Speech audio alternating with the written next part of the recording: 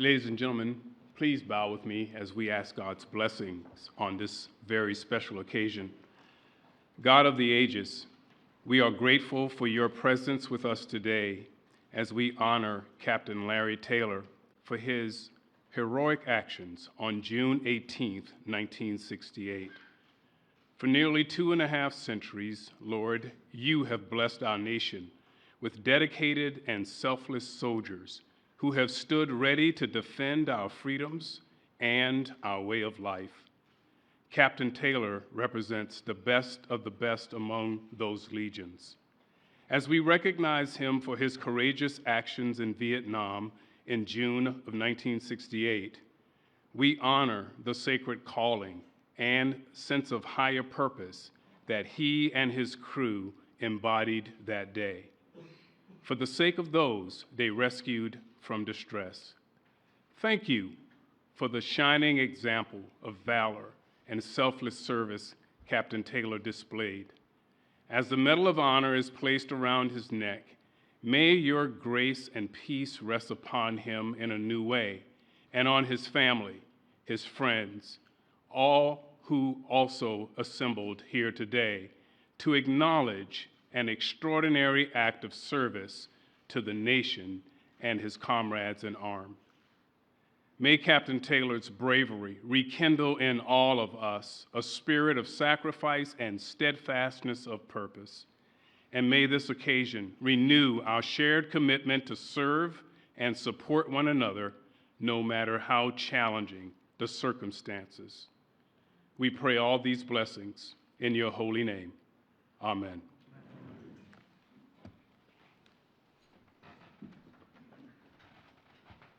Please be seated. Thank you.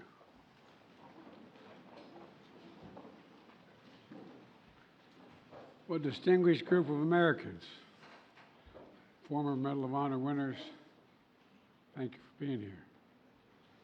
Folks, in a few days, young women and men from across the country are going to arrive at Fort Moore, Georgia to attend Ranger School, one of the toughest military courses in the world.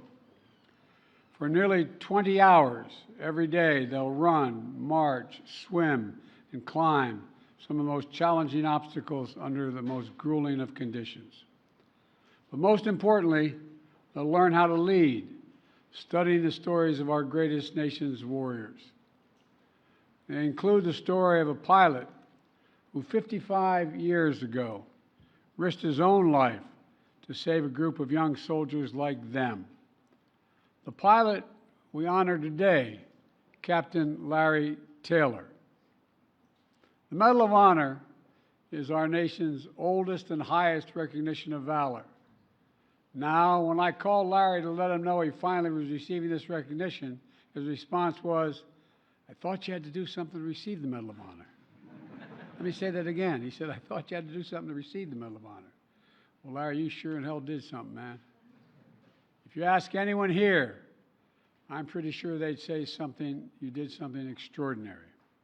That includes our Secretary of the Defense, Secretary Austin, Secretary McDonough, the Secretary of the Army, Warmoth, Chairman Milley, and Senator Blackburn,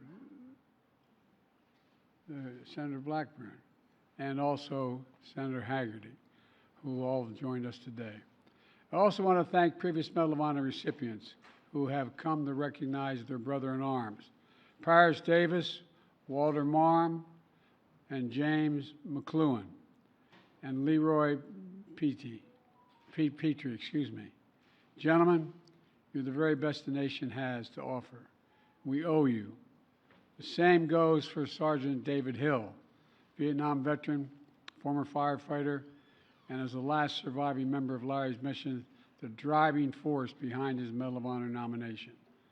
On behalf of our nation, thank you all for being here. And finally, Tony. Larry learned many ranks and call signs throughout his military service. He earned them. Captain, Dark Horse, Mustang, and probably a few we can't say out loud. Best left out of the presidential record, I guess. But I believe I believe that Larry is most proud of being called your husband. And it's an honor. It's an honor to have you both here as we give this heroism its full recognition that it deserves. Born in the volunteer state, raised by a World War II veteran, duty defined Larry Taylor's life from his earliest days. As a young man, he volunteered to join the college ROTC unit at the University of Tennessee, Knoxville. Then, after graduating in 1966, he commissioned as an armor officer. Larry had dreamed of leading men in a battle on what he called chariots of steel. But it didn't take many days on the ground for Larry to realize he belonged in the sky. He wanted to be a pilot, not just any pilot, a Cobra pilot, flying the newest, fastest, deadliest Army helicopter at the time. A gunship built for only 2 people and their ammo. So when Larry was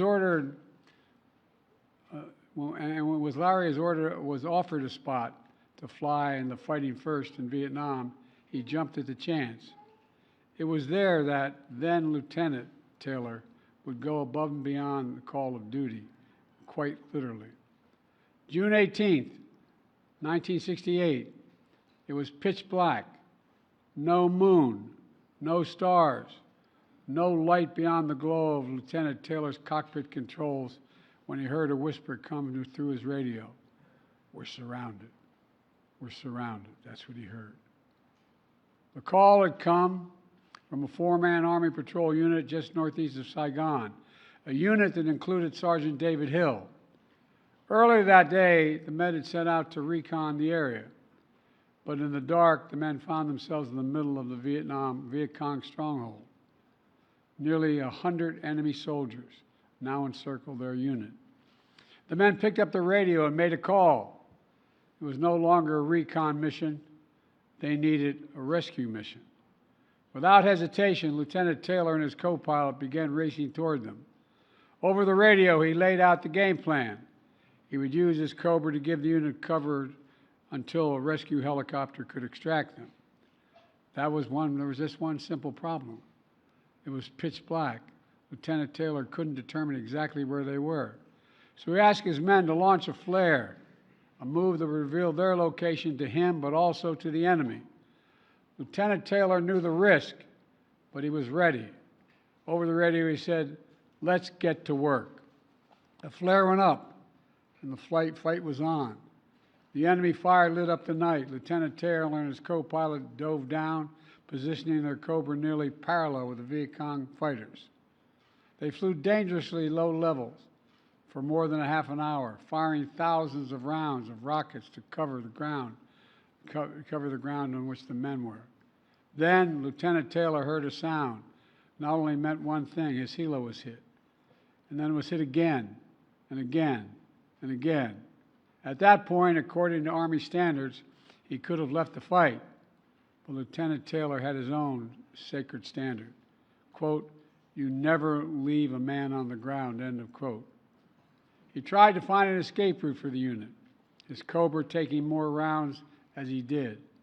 He kept trying to radio for rescue, knowing that he and his men below were almost out of time and ammunition. On his last try, he learned that any attempt to save the men had been called off. The rescue helicopter was not coming. Instead, Lieutenant Taylor received a direct order: return to base. His response was just as direct: "I'm getting my men out. I'm getting my men out." Lieutenant Taylor would perform the extraction himself, a maneuver never before accomplished in a Cobra. Remember, the Cobra was only a gunship only. It had no cabin for passengers. But that was the least of his problems. First, Lieutenant Taylor needed to give his men a way out of the rice paddy where they'd been pinned down. He needed diversion. So despite the fact that he had no rockets or rounds left, Lieutenant Taylor drew the enemy fire himself, using his landing light to trick the enemy into thinking he still had ammo. He started making runs on the Viet Cong fighters. The ruse worked a few times, but it was enough for the men to make it to the extraction point. There, Still under heavy gunfire, Lieutenant Taylor landed. The men mounted the exterior of his helo, clinging to the skids, climbing on the rocket pods. Within seconds, Lieutenant Taylor was back in the air, but the mission wasn't over. Lieutenant Taylor saw his fuel light flickering. He had started off with 1,600 pounds of gas, and now he had about 6, not enough to make it back to base. Worse, the soldiers he was carrying were covered in wet mud and clinging to the Cobra against 50 knots of wind. Even if he could make it back to base, his men would freeze or fall first. So he once more risked his own safety for his fellow teammates. He located a friendly area to set his bird down. The 4 men dismounted the helo and disappeared back into the pitch-black night. No moon, no stars, no light beyond the glow of their faces when they briefly turned and saluted Lieutenant Taylor for saving all 4 of their lives. He wouldn't see some of these men again until 30 years later at Army reunions. By that time, Lieutenant Taylor had long become Captain Taylor. He had flown more than 2,000 combat missions, and he received a Silver Star, a Bronze Star, 2 Distinguished Flying Crosses, and 43 Air Medals. Thank God he's not putting them all on his chest. He'd have trouble standing. Incredible. No, really think about it. It's incredible. But the greatest honor of all, families showed up at these reunions too. They'd look for Larry. They'd hug him. They'd say, "You don't know me, but you saved my daddy's life." In a few days, young soldiers about the same age as Larry was during the dark night in Vietnam, they'll arrive at Ranger School. Like all of us today, they're inspired by his story, and they will be. But how? By how he refused to give up, refused to leave a fellow American behind, refused to put his own life above the lives of others in need. When duty called, Larry did everything to answer. And because of that, he rewrote the fate of 4 families for generations to come. That's valor. That's valor. That's our nation at its very best. And that's why it's now my great honor to ask Lieutenant Colonel Ann Hughes to read your Medal of Honor citation. May God bless you all, and may God protect our troops.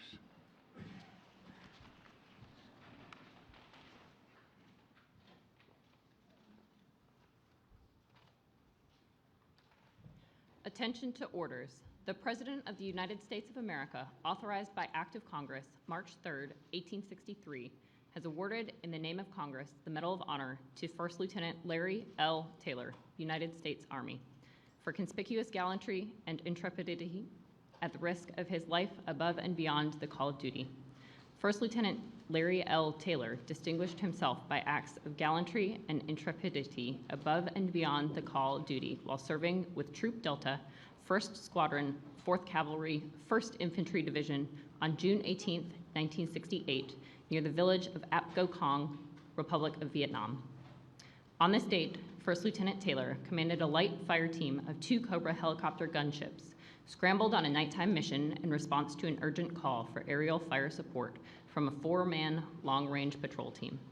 Upon arrival, First Lieutenant Taylor found the patrol team surrounded and heavily engaged by a larger Viet Cong force. He immediately requested illumination rounds and supporting artillery to assist with identifying the enemy positions.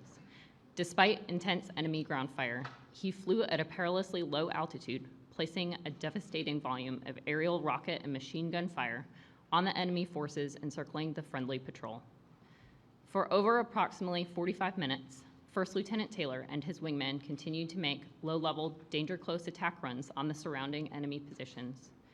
When enemy fire increased from the village of Ap Go Kong, he requested artillery rounds with lower illumination altitudes be fired on that portion of the village so that the burning rounds ignited the enemy positions.